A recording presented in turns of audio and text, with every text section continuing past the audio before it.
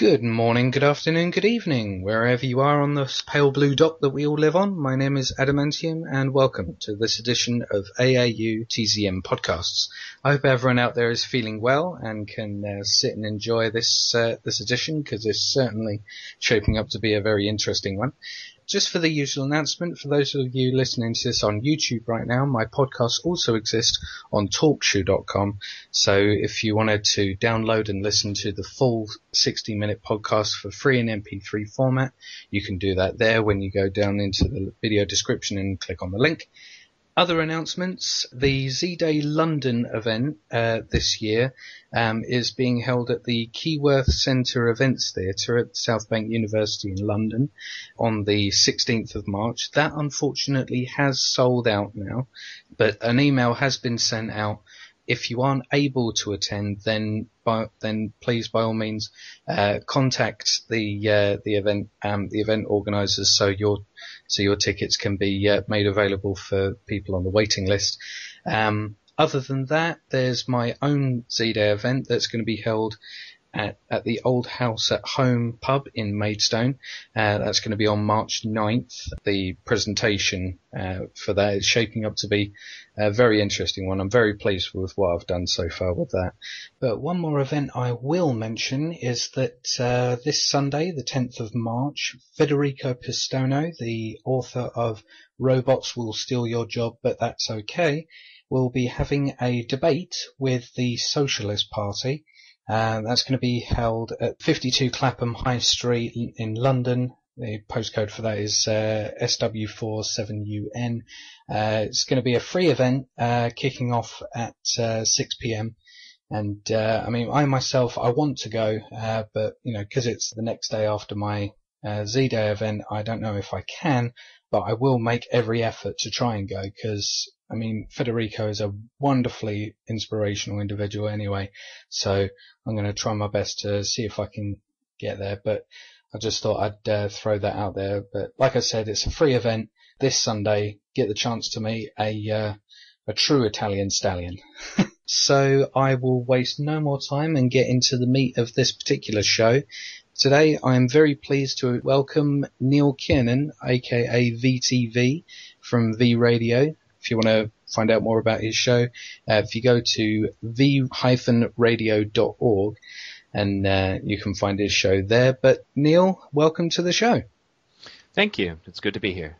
I think ever since I started this podcast, I've always been trying to get you on, because your show has been one of the first that I listened to. So it's actually inspired a lot of the format of my particular show. So it's really good to have you on. Okay, thanks. Well, basically, as per the title of this show, being a TZM activist, one of the first things I would like to ask is what initially got you started with not just the Zeitgeist movement or the Venus Project, but thinking outside the box, as it were, as a free-thinking individual? Well, honestly, I think it has to start with my mother.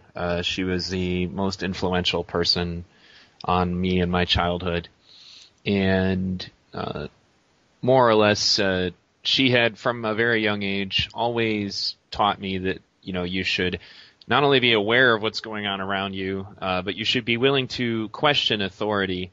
And it's important, though, that she also pointed out that questioning authority doesn't just mean giving you like a blank check to just do the opposite of whatever an authority figure says just because. It meant that you intelligently analyzed authority and then determined to act. It's not an excuse to just stay 2 years old for your entire life.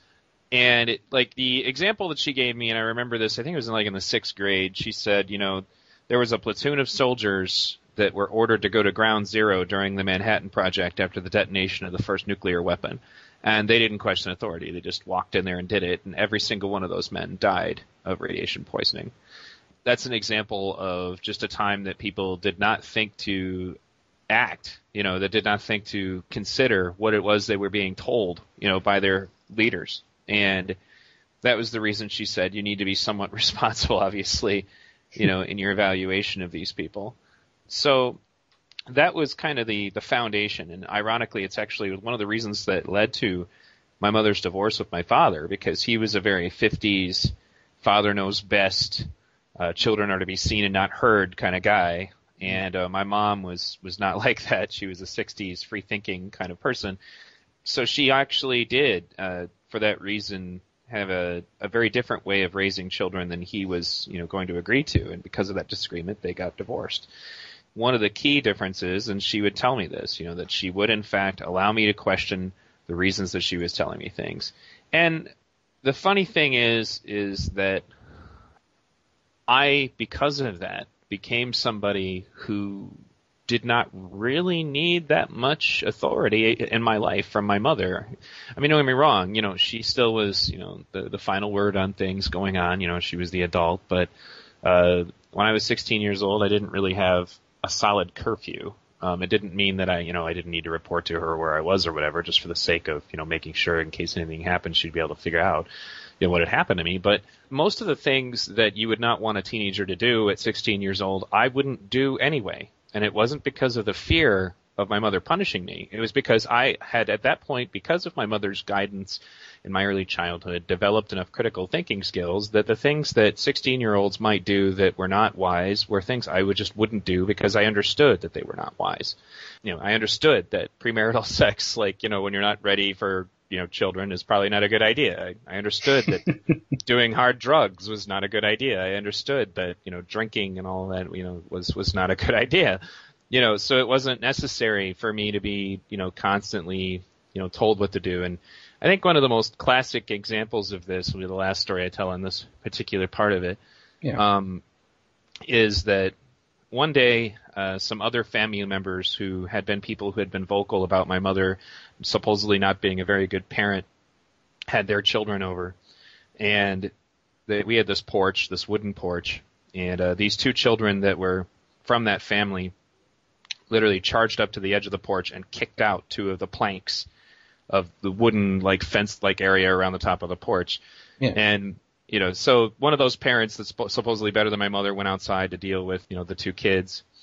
And she looked over at me and she said, they obviously have always kind of talked down to me about my parenting style, but when you guys were that age, you would never have dreamed of doing that to that porch. And, not because you were scared I was going to come spank you, but because you would realize that would, that was a dumb. Why would you do that to the porch? So that also, of course, developed into me having an independent thought process as I was growing up politically. So I had always been an independent. I refused to be a Republican or a Democrat. I was an independent for many years because I watched the debates and I just kind of figured out that, these political parties both seemed to have their own agendas and they didn't necessarily jive. I investigated politicians directly. I mean, and that's how I had approached politics. But even then, it was really casual. It wasn't until a friend of mine linked a video, which you can still see on YouTube, that says Ron Paul courageously speaks the truth.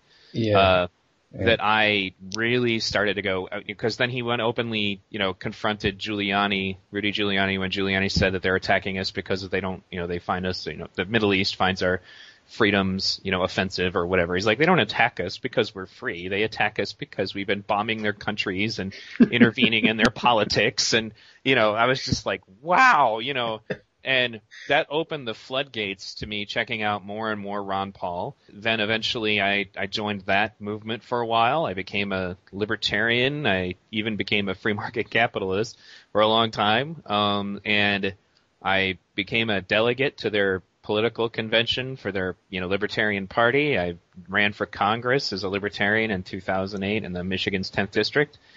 And I studied all of those things very closely, but eventually I started to realize that the libertarian movement could be very dogmatic and very vicious with anybody who deviated even a little bit from their point of view. And during that time, though, because the Federal Reserve portion of the original Zeitgeist film was very popular with the Ron Paul movement, I watched the Zeitgeist film. And when Zeitgeist Addendum came out, that seriously transformed, obviously, the way I looked at everything. And there were people within the libertarian movement who were upset that they felt like I had betrayed them or whatever, but I was never their slave. I was never part of their, cult, and I don't do that. If something makes more sense to me, then I move on to something else. And that's, I guess the short form, I mean, I could talk a little bit more about my experience with Senator Mike Gravel. He was a big mentor for me, but Yeah. Senator Gravel was a Democrat who I had convinced to go libertarian, and he switched parties, and I helped him do that.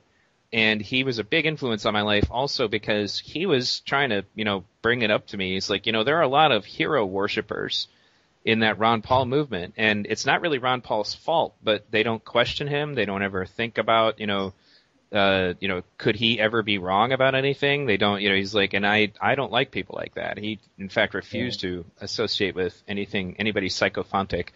And after doing some research, I discovered that Ron Paul had some friends who were very theocratic in their ideas, that they believed that Christian religion should have a huge impact on our government. And when I broke that story to the libertarians and the Ron Paul movement, rather than being told, hey, good job for catching that, instead they turned on me. They were very upset with me. And I was like, look, I'm not a theocrat at all. In fact, one of the major reasons I got involved in all this was because Ron Paul believed in separation of church and state, or so I thought. But, this guy and, the Constitution Party that this other presidential candidate belonged to that Ron Paul had semi-endorsed, had a platform full of theocratic, anti-gay, pro-religion in school and all that stuff in it that just was not libertarian. And for breaking that story, rather than being appreciated for that, I was by a few, but for the most part, people were like, well, you're going against Ron Paul, and which I'd like to say, to How be dare honest. you? Right. Well, I got to tell you, I don't believe for a moment that Ron Paul is the source of that.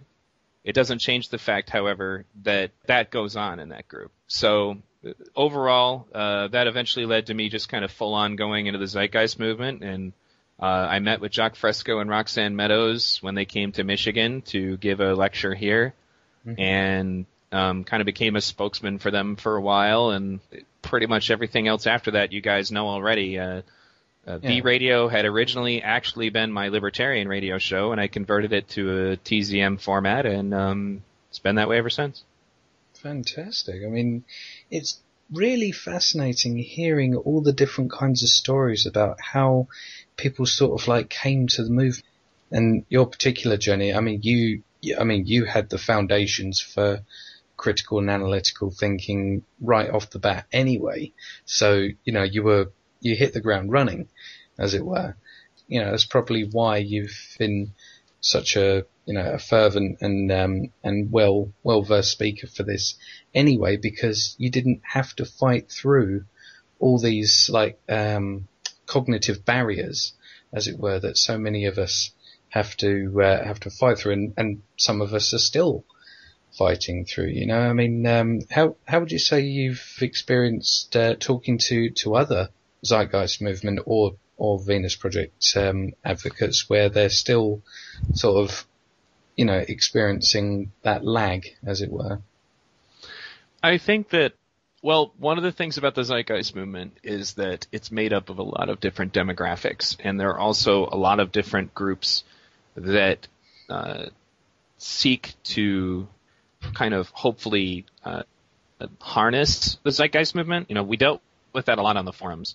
Like the psychedelic drug movement was hoping that the Venus Project would embrace their ideas, then the feminist movement wanted us to be another feminist group, and racial sensitivity. Like I remember that lady who just went